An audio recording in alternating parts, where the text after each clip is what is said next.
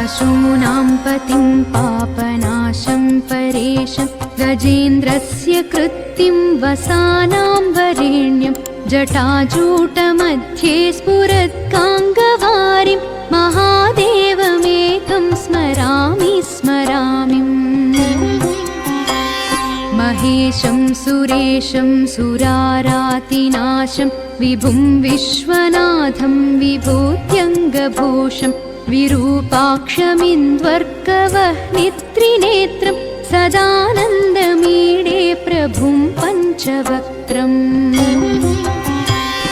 गिरीशं गणेशं गले नीलवर्णं गवेन्द्राधिरूढं गुणातीतरूपं भवं भास्वरं भस्मनाभूषिताङ्गं भवानीकलत्रं भजे पञ्चवक्त्रम् शिवाकान्तशम्भो शशाङ्कार्धमौळे महेशानशूलिं जटाजूटधारिन् त्वमेको जगद्व्यापको विश्वरूप प्रसीद प्रसीद प्रभो पूर्णरूप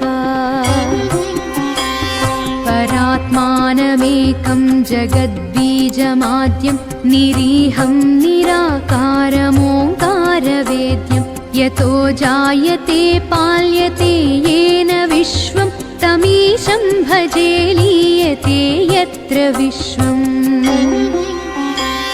न भूमिर्न चापो न वह्निर्न वायुः न चाकाशमास्तेन तन्द्रा न निद्रा न चोष्णं न शीतं न देशो न वेशो न यस्यास्ति मूर्तिस्त्रिमूर्तिं तमीडे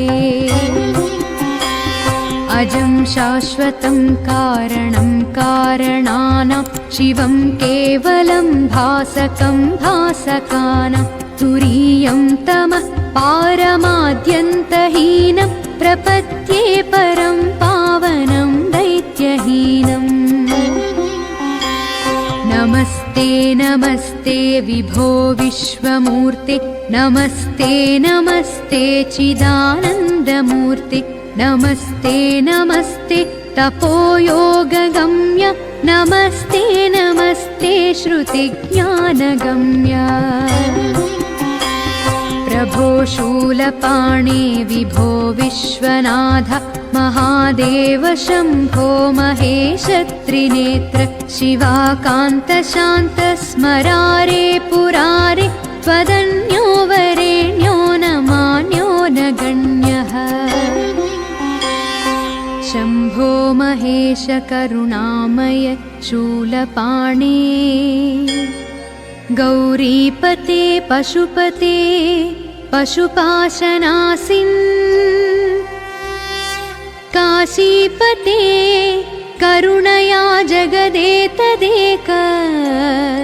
स्त्वं हंसि पासि विददाति महेश्वरोऽसि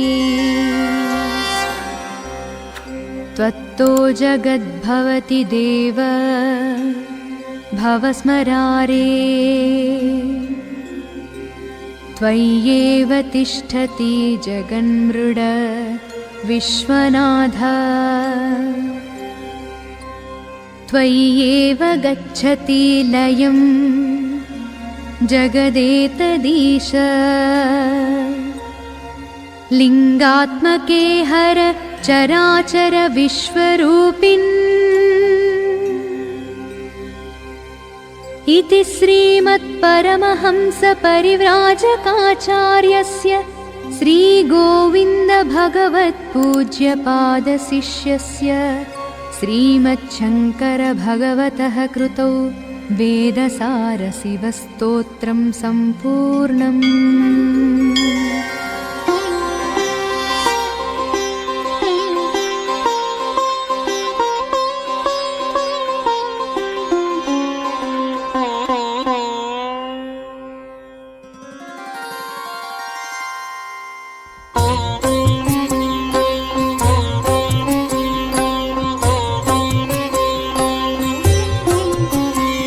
पशूनां पतिं पापनाशं परेशं गजेन्द्रस्य कृत्तिं वसानां वरेण्यं जटाजूटमध्ये स्फुरत्काङ्गवारिं महादेवमेकं स्मरामि स्मरामि